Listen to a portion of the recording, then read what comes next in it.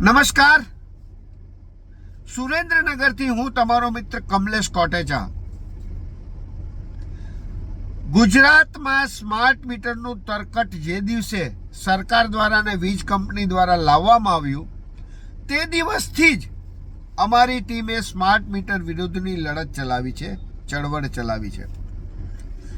આ લડત દરમિયાન ગુજરાતના વિવિધ વિસ્તારોમાંથી ખૂણે ખૂણેથી લોકો દ્વારા અમારી ઉપર ફોન આવે છે અને સ્માર્ટ મીટર બાબત વિવિધ માહિતીઓ માંગે છે, ફરિયાદો કરે છે, અનેક બાબતની ચર્ચાઓ થાય છે.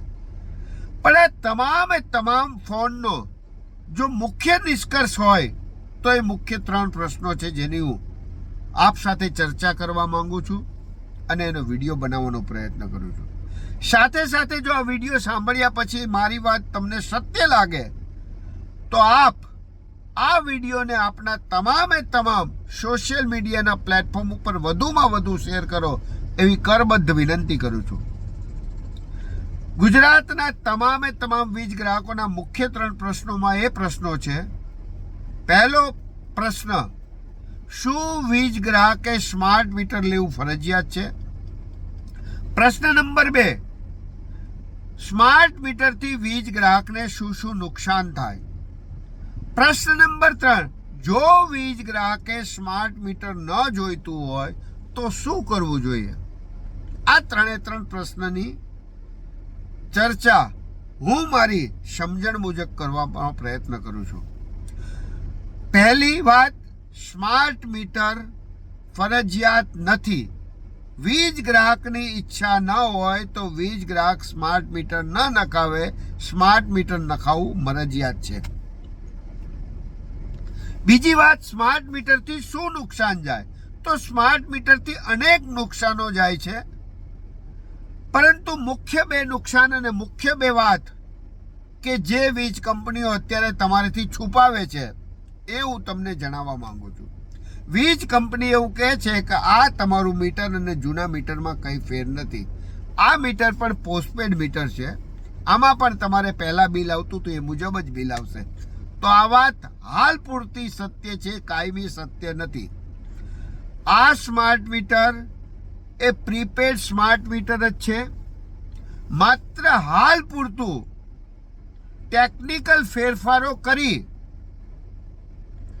આ સ્માર્ટ મીટરને પોસ્ટપેડ સ્માર્ટ મીટર બનાવ્યું છે. વીજ કંપનીના ટાર્ગેટો પૂરા થતાની સાથે જ આ સ્માર્ટ મીટરને પાછું પ્રીપેડ સ્માર્ટ મીટર કરી દેવામાં આવશે. એટલે કે વીજ ગ્રાહકે પહેલા વીજ પૈસા ભરવાના અને પછી વીજ કનેક્શન મળશે. એ પ્રકારનું પ્રીપેડ સ્માર્ટ મીટર કરી દેવામાં આવશે. બીજી અને અતિ મહત્વની બાબત, જૂનું મીટર અને નવા મીટરનો ફેર. આપણે ત્યાં અત્યારે જે જૂનું મીટર છે ઘરમાં, દુકાનમાં, ઇન્ડસ્ટ્રીઝમાં, એ જૂનું મીટર એ જાણતું નથી કે કયા કલાકમાં વીજ ગ્રાહકે કેટલો વીજ પ્રવાહ વાપર્યો.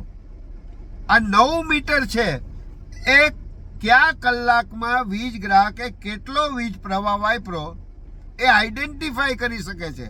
એટલે આવનાર સમયમાં વીજ કંપનીએ જુદા કલાકોના જુદા ભાવ નક્કી કરવા છે. એટલા માટે વીજ ગ્રાહકને ત્યાં આ વીજ મીટર નાખી દેવાની ઉતાવળી છે, તાલાવેલી છે અને દબાણ કરે છે. પીક અવરના ભાવ વધારે, જે પીક અવર ના હોય એના ભાવ ઓછા. એ જે મુજબ એમને મનસૂબી પડે એ મુજબ ભાવ નક્કી કરવા છે અને એ ભાવ નક્કી કરે એ મુજબ આપણે કામ કરવાનું રહેશે.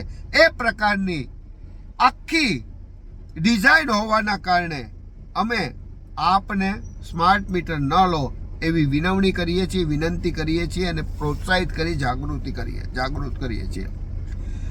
હવે વીજ ગ્રાહકે વીજ મીટર સ્માર્ટ મીટર ન લેવું હોય તો શું કરવું? સ્માર્ટ મીટર ન લેવું કે લેવું એ નિર્ણય કરવો એ વીજ ગ્રાહકનો બંધારણીય અધિકાર છે. એટલે જ્યારે તમારે ત્યાં વીજ કંપનીનો કોઈ કર્મચારી અથવા કોન્ટ્રાક્ટરનો કોઈ માણસ સ્માર્ટ મીટર લગાડવા આવે તો તેનો મક્કમતાથી વિરોધ કરવો અને વાત કરવી કે અમારે કોઈ પણ સંજોગોમાં સ્માર્ટ મીટર જોઈતું નથી.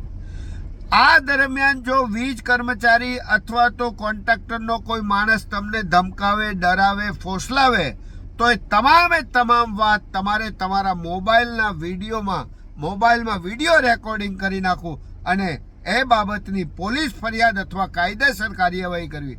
આમ કરવાથી વીજ કંપની તમને કોઈ પણ જાતની પરેશાની કરશે એવા ડરમાં રહેવાની જરૂરિયાત નથી. હિન્દુસ્તાનમાં વીજ ગ્રાહકને જે બંધારણીય અધિકારો આપ્યા છે, બંધારણીય અધિકારોનો આપ મહત્તમ ઉપયોગ કરો એ માટે અમારી ટીમ આપને પ્રોત્સાહિત કરે છે, જાગૃત કરે છે. ફરી વખત આપ સૌને વિનંતી કરું છું કે આ સ્માર્ટ મીટરની લડતમાં આક્રમકતાથી એક થઈ લડો.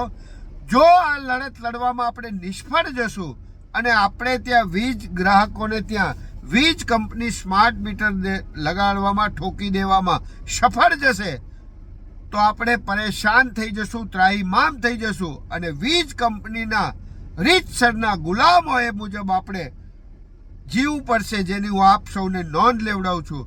જય હિન્દ, વંદે માતરમ, ભારત માતા કી જય.